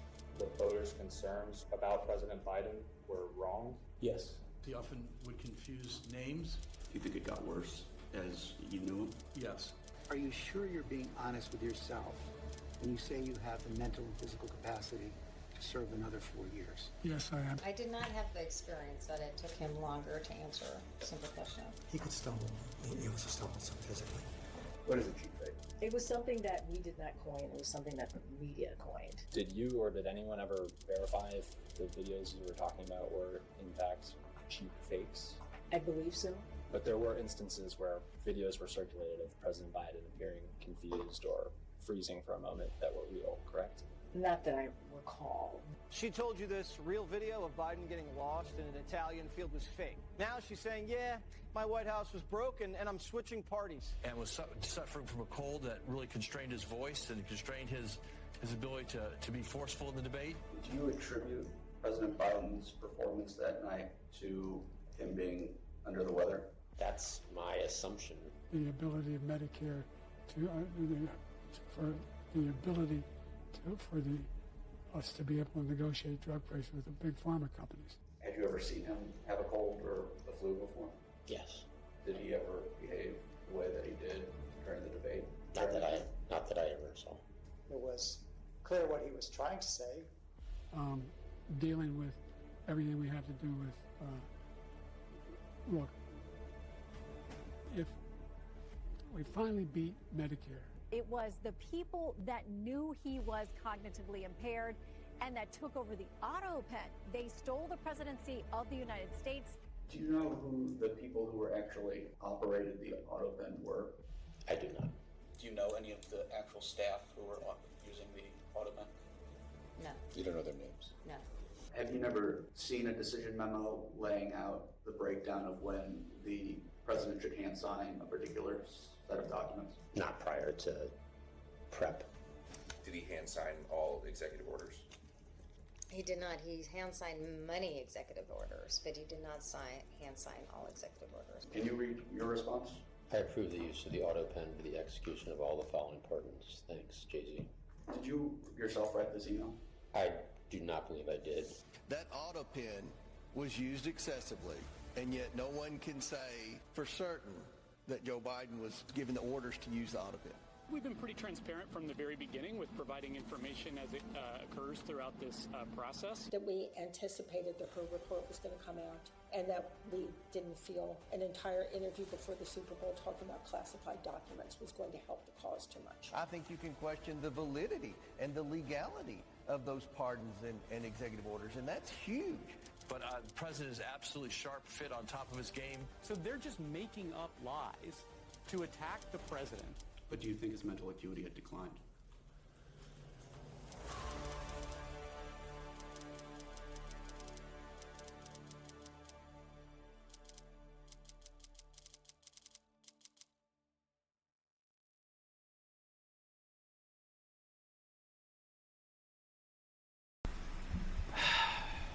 They paraded him around like a goddamn puppet. Used him like a political tool. And they act now as if it never happened. It's the Democrat playbook.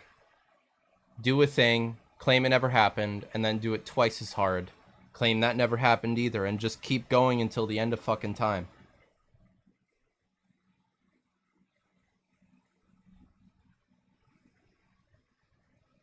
There are ways for them to go about these kind of things in politically... There are ways for them to go about these types of issues in ways that do not damage our political structure. There are ways for them to seek out the type of rhetoric and the type of outcomes that they want in proper manners. They are choosing some of the most corrupt, destructive means that go against our very Constitution to do these things. And when they're called out on it, they lie and they say they don't. They don't give evidence. They don't do anything substantial. They just lie.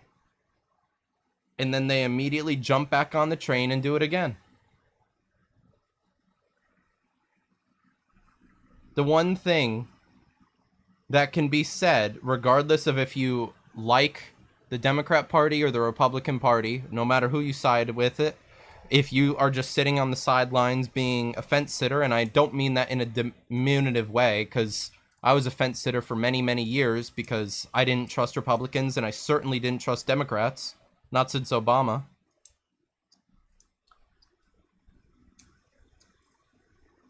If you're a fence sitter, the one thing that you need to admit is that there is far more effort to come to the table from the Republican side, whether you like the Republican side or not. There is. Because Republicans are trying to reopen the government. Republicans have said repeatedly that they're open to debate. Republicans have said repeatedly that they are seeking ways to negotiate. It is the Democrat Party which refuses it. And you saw it on full fucking case when Kamala Harris refused to come on Joe Rogan, and when it was exposed that Kamala Harris's running story on 60 Minutes was a complete fucking travesty. Because the unedited version, where they cut together bullshit and completely and utterly framed it to make her appear more competent than she really was. Like, the Democrat Party consists on dishonesty and cheating. And that is why I will side with Republicans every single time. Because Republicans denounce political violence. Republicans actively vouch for negotiation and coming to the table. Republicans vouch for democratic rights being upheld even if they don't agree with them. Like, there is such a staunch fucking difference that at this point it's not even a matter of opinion. First of all, we have to have Democrats to reopen the government. You know that there are simple facts about the Democrat shutdown that everybody needs to recognize. Here's 4 of them. First of all, we have to have Democrats to reopen the government. You know that in the Senate it requires 60 votes to break an impasse. Wait, hang it on, Lily, hold it real quick. Keep close to the podium. I want everybody to see this, okay? We're gonna make it simple. I had my 15-year-old son and some of his friends were together over the weekend, and they wanted me to explain it to them as simply as possible. This is the little formulation, okay? Hey, fellas, remember from civics, you gotta have 60 votes in the Senate. We only have 53 Republicans, so we must have Democrats to do it. The Democrats are out trying to claim that this is all on Republicans because we control the government. We don't control the Senate without 60 votes, so you have to have them. Now they've voted 13 times, those Senate Democrats, counting the House and the Senate together, they voted 13 times to keep the government closed. And what they're demanding as a ransom to reopen the government are some really crazy things. They want to restore $200 billion in health benefits paid for by U.S. taxpayers to illegal aliens and non-citizens. We can't do that. They want billions of dollars in wasteful programs to be returned to foreign countries for things that none of you would agree with. We are not going to do that. They want $500 million to go back to left-leaning news organizations paid for by taxpayers. We can't do that. And then they want to cut $50 billion from the Rural Hospital Fund that Republicans got signed into law July 4th to prop up health care in red states and rural areas around the country. It's too important, but they want to take that away. They know that we can't do it. And now that they've begun to admit what this is all about, thanks, Lee, put another thing there. They're admitting what they're up to. Chuck Schumer said every day of the shutdown gets better for us, meaning the Democrat Party. And you know, we had the second-ranked Democrat in the House, the minority whip, who just said a few days ago, the end of last week, that we know that this is causing great pain for the American people, but we have to use this leverage. We don't have many times where we have leverage like this. And so they've shown you what the real motivation is. But ultimately, why are they doing all that? Let me summarize this really quickly, as simply as I can, for the civic students back home. Republicans are not demanding anything, literally nothing. All we want is to reopen the government. The Democrats are demanding all those things I just showed you on the chart, plus a lot more. When I say they want to send money to foreign countries, this is some of the things that they would propose that we spend money on again. They're demanding, this is a ransom to reopen the government. Things like $4 million for global LGBTQI plus awareness campaigns around the world. $4 million for the LGBTQI plus democracy grants in the Balkans. They want $2 million for feminist democratic principles projects in Africa. We're not doing that. But again, the question is why? Why? This sounds crazy. It is. Why would they do this? And what we saw on vivid display over the weekend was the re-emphasis of this fact. This is motivated purely out of fear. What do we mean by that? You saw the Democratic leader in the House, Hakeem Jeffries, endorse Zoran Mamdani for mayor of New York City on Friday. It was an illustration of what we're facing here. The Democrats right now fear the far left activists more than they fear air traffic controllers, Border Patrol agents, American service members, and so many others missing their paychecks. They fear the Marxist insurgents like Mamdani more than they fear families and children going hungry from lapsed benefits that keep food on their tables.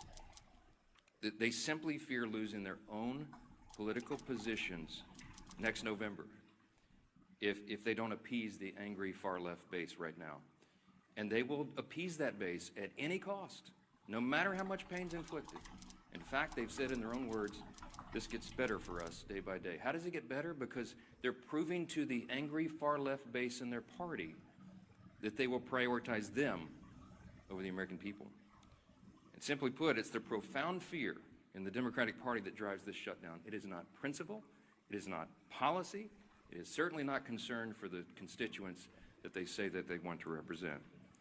We know that because even their own constituents now are begging Democrats to stop the political games and reopen the government. Just yesterday, the largest union of federal workers, the very people that the Democrats claim that they fight for, came out publicly and urged the Democrats to join the Republicans in passing the House's very simple short-term funding bill. Also, yesterday, the National Air Traffic Controllers Association began to put up flyers in airports to explain the real danger that is being imposed for air travel, air safety in this country, highlighting what the Democrats are doing. So I just want to say this simply to our Democrat colleagues. You have an off-ramp now. You painted yourself into a corner, but here's your off-ramp. The unions, the largest unions, are saying, please do this. You can claim that as cover and say that you had to do it. Reopen the government. Get it working for the people. It's our number one priority and responsibility as members of Congress. But Senate Democrats have refused to do it for almost a month now. I've said it over and over, Republicans have done our job. We passed the clean short-term funding extension to keep the lights on and pay all these workers and our troops and fund programs like SNAP and WIC that Americans need and rely on. And in the meantime, Republicans have been working very hard around the clock every day of this Democrat shutdown to do our best to reduce the pain for our constituents. In our districts, we've got a video running over here just showing some highlights of what all the House Republicans are doing and have been doing for the last few weeks. Out in their districts, they're trying to help Americans navigate the crisis that the Democrats have created with their selfish political decisions. Here's a few more examples this morning we wanted to highlight. In Montana, Congressman Troy Downing, these are all Republicans doing work back home. He's met directly with his TSA officers and air traffic controllers who continue to show up to work while Democrats keep the government closed. In New York, Congresswoman Nicole Malliotakis has been working around the clock, hand in hand, for example, with her local national park officials to organize community cleanups and maintain our public lands, doing the work Democrats left behind as park rangers and visitors' staff remain furloughed under their shutdown. In Sullivan County, Indiana, and down in South Texas, you have Congressman Mark Messmer and Brian Babin. They've strategized with rural hospital leaders to ensure that these communities are able to access that $50 billion rural hospital fund, by the way, that the Democrats want to defund. It's the very funds that the Democrats worked hard to kill in their counter-proposal to reopen the government. In South Carolina, Congresswoman Sherry Biggs has been meeting with her small business owners who continue to serve their communities, many of whom are already feeling the benefits from Republicans' work to deliver no tax on tips. We did that in the big, beautiful bill, the Working Families Tax Cut. It's a wildly popular measure that, by the way, every Democrat voted against. In Oregon, Congressman Cliff Bentz is meeting with his air traffic officials as they wait on Democrats to reopen the government and deliver the federal funds they need to expand that region's critical air travel infrastructure. And here in Washington, the work has gone on in earnest as well. People keep commenting to me, you look so tired on TV. I am so tired because we're not sleeping a lot. We're working overtime. Here in Washington, our House committees have continued to conference together and do all the work we can to ensure legislation is ready for the floor for action as soon as we get back to legislative session. The House also continues to carry out its essential oversight duties. You'll be reporting on this all day, but the Oversight Chairman James Comer released a blockbuster report now on the Biden auto pen presidency.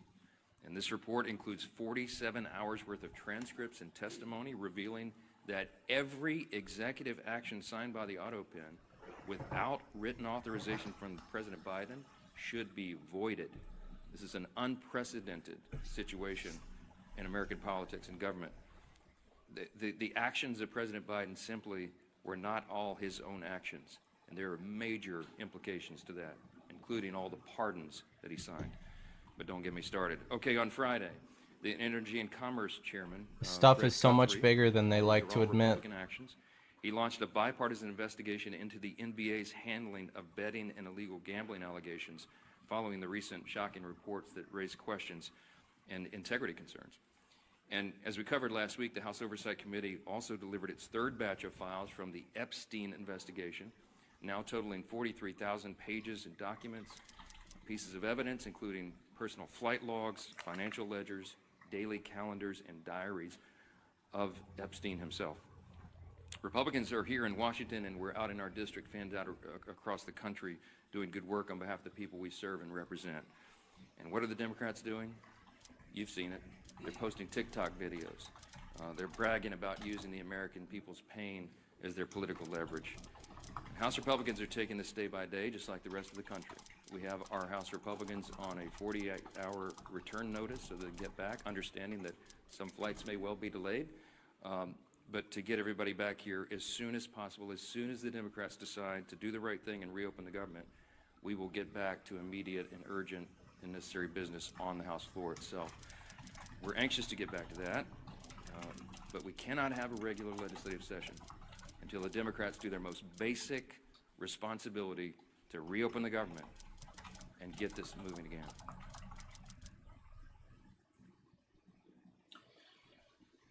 I mean, that just went over most of the fucking current shit and the problems going on right now.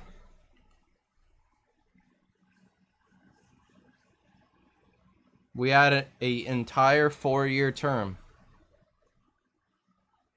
of someone who wasn't even in charge. And the Democrat politicians still argue that Biden today is competent and capable physically and mentally. What does that tell you? What does that tell you that they won't even tell the truth about that?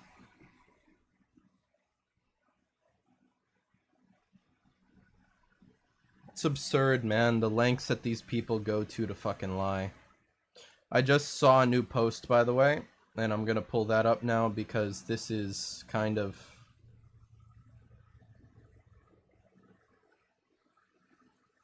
Oh, I live in the borough right next to Hillingdon. Yep. And I moved into my house in 2019. My local shop, there's been 3 stabbings, 1 murder since then. My friend was murdered last year up on the high street. Girl I know was murdered in Southall Park. The government are failing us. I'm so scared for my children. I have a 22-year-old son, and I'm begging him to move out of the country. Oh my goodness, I feel for you. What are these politicians doing to us? They're putting our children in so much danger. They're putting everyone in danger, and they're not doing nothing to help us. And that's the thing a lot of us feel. You know, how many is too many? They're pushing us to do something that we don't want to do. We are peaceful people. British people never revolt against their government. Yeah. They're going to push us through it because they're not listening to us. Our friends, our family are dying. I had a cousin murdered 20 years ago who was stabbed to death, and nothing has changed. Julia. I'm so sorry, Sarah. I'm sure I speak for everyone listening and watching right now. My heart goes out to you, and that's the reality. I don't leave the house without a man. You're that worried. Well, everyone I know is getting stabbed. They're getting raped in parks. This is where I live, not where the politicians live. Do you think that's part of the issue, that they don't live in the real world? Keir Starmer, if you're listening to this, please do something. I'm petrified. I've never broken the law in my life. I've been a law-abiding citizen. I've been a civil servant. Please do something. It's us that are dying on the streets. You talk about being racist. We're not racist. My sister's mixed race. I was a white child brought up in a mixed race family. Nothing to do with race. Exactly. To do with our safety. Sarah, I mean, 100%. We agree with you every single word, and I'm so sorry. I'm sending you a big hug over the ether, and I'm sure everyone else is. It's happening in the UK too. These people are encountering and facing horrible circumstances, and their government is doing nothing to protect them, to keep them safe. It's happening all over the world. Germany as well. It was happening in Japan, and that's why the new fucking prime minister there, she is so staunchly for immigration and against immigration, and there are very real fucking problems going on in our world right now. It's not just the US. All over, different countries are having the same fucking problems with immigration. With Muslims and other groups coming in, and crime is not being properly handled by their government and their police.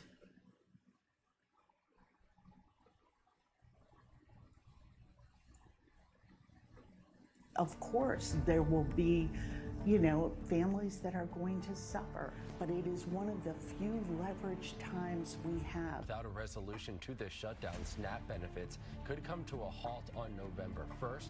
Reopen the government, and we lose our leverage. Roughly 42 million people are at risk of losing critical food assistance. Frankly, this is our only moment of leverage.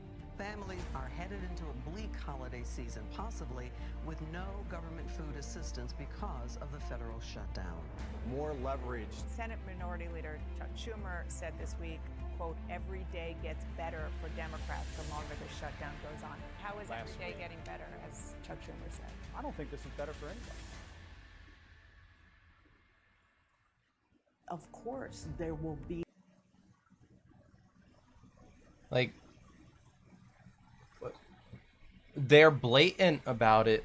They're not hiding it. They are using the kickback of SNAP benefits and EBT being cut off in order to try and drive those people to support the Democrat Party against the current cabinet. And they are not hiding it. They are saying it bluntly to the faces of the world. And then they're trying to twist that very thing on its head to blame the shutdown on our government. It's fucking absurd. The degree of disingenuous rhetoric held within it. Like, it feels like we're living in a goddamn Orwell novel. Fahrenheit 451, 1984. What are some other examples? Like, what kind of dystopian future novel from the 1980s is this that we are finding ourselves in? Fucking...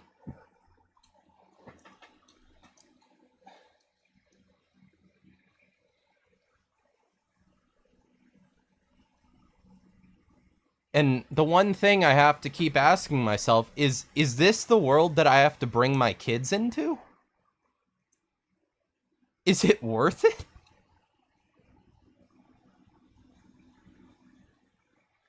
Like, all the people like myself who want to have kids someday, who are looking to be able to foster families and have happiness and actual success in life. What are they to do in America, in a world at large that is so contingent on murdering each other, hating each other, division, racism, sexism? Like,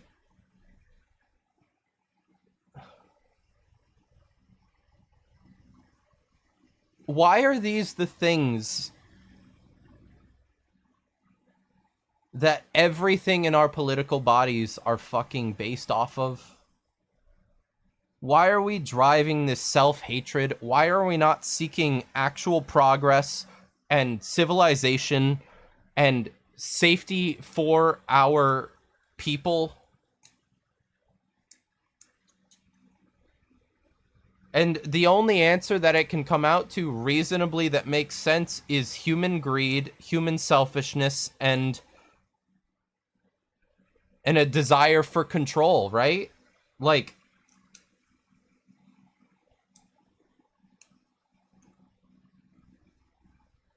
I don't know, man. I don't fucking know. I really don't. It's scary. I don't know how the next month, let alone the next 10 years, looks. I can't even visualize it because it feels like the last 5 years have been a fever dream since COVID.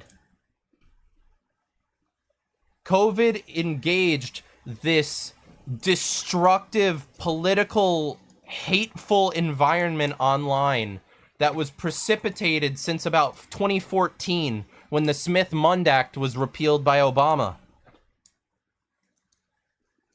And our news stations, our media, our everything has been lying to us since because it's no longer legally reprehensible or legally accountable. And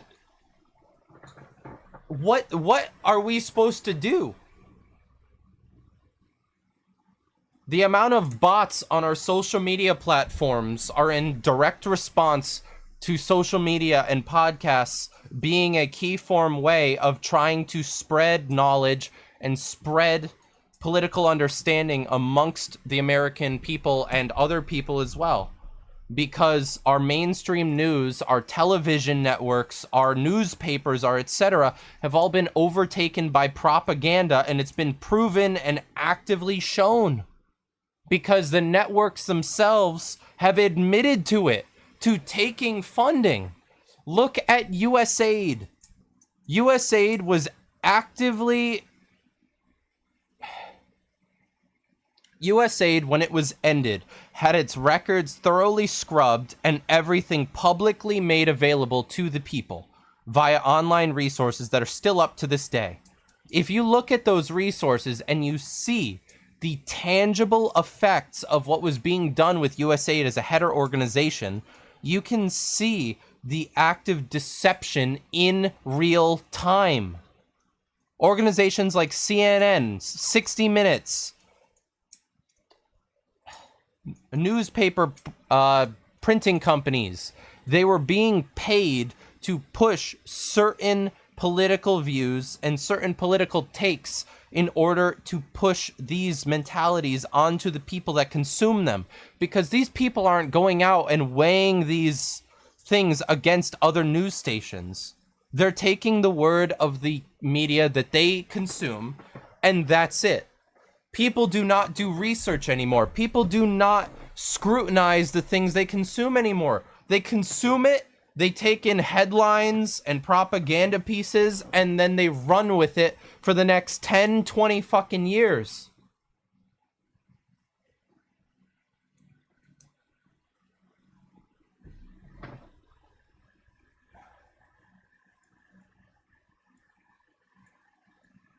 The Affordable Care Act came out, we are now, as nurses, required to ask every single patient when they come to the hospital if you've had your flu vaccine or your pneumococcal vaccine. If you say no to either one of those, in the computer an order will generate that says we need to give you this vaccine. We don't need to speak to a doctor. It's hospital policy. It's now health. By the way, it's not just about the vaccines, but for a while there, nurses and doctors were actively made within their work environments to have to hide if the children felt like they were trans or something. They were told and enforced by their businesses, the hospitals, to hide that from the parents and to encourage that type of behavior, and eventually to be able to give them hormone therapy without parental consent. Those are things that are actively shown within evidenced articles and other stuff to be real. So vaccines and the trans agenda are both things that can be completely and utterly hidden from people regarding family members. Department policy that we now have to give you the vaccine.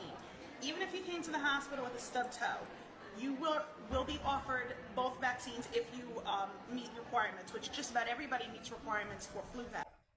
By the way, back during COVID, the reason a lot of elderly died with ventilators and such was because if elderly were in the hospital on ventilators or worse, nurses and doctors were actively given incentives to give them the vaccine, both with and without consent.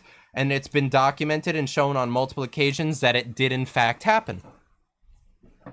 They were offered financial incentive to do so.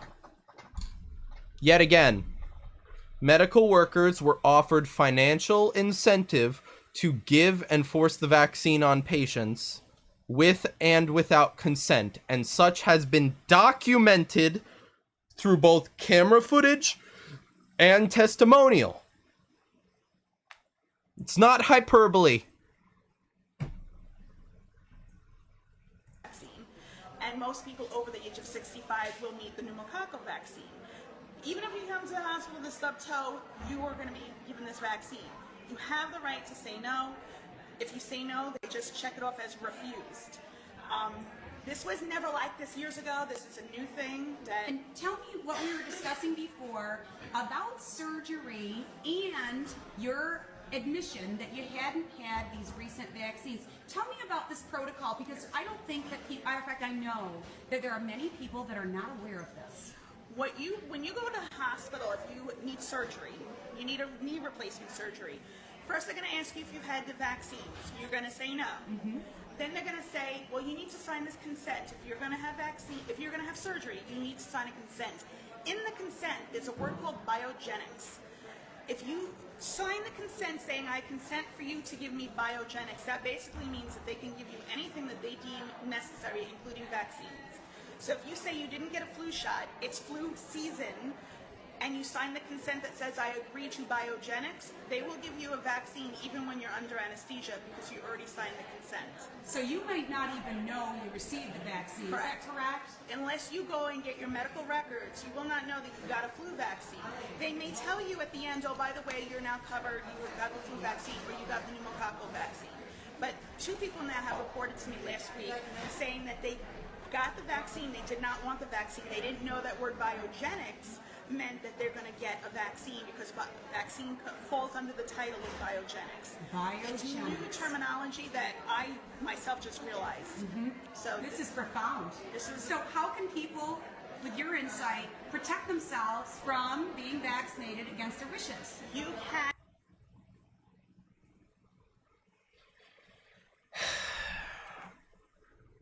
God bless America. The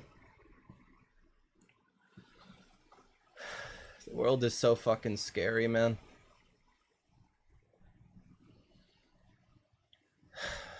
All right. We've gone over a lot of key topics and important stuff. I think I'm going to end stream right here for now. There is a chance we're going to be coming back later today with some more positive coverage. thanks to anyone who showed up and watched stream for a bit. Have a good one. Deuces. And hey, YouTube. Let's pull up to full face cam because this is me. This is my thing over here. Sorry for this being a combined Twitch and YouTube stream. I know that some of you might not be a fan of this, but I'm branching out my content, and obviously I want to be able to illuminate people on both sides of the internet.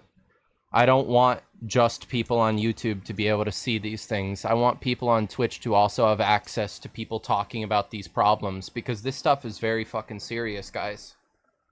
These aren't jokes, and these aren't, like, claims. This is all stuff that's happening, and there's evidence to support it. And I understand at moments I was a bit emotional today in this video / stream, and I'm sorry for that, but people are dying. I've had threats levied at myself and my family so far, even with as small as I am as a creator.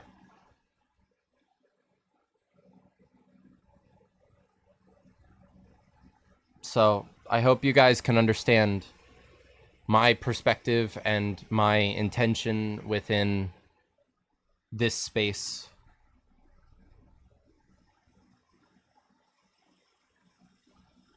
Thanks for showing up and watching if you have. Take care and have a good one, guys. Peace.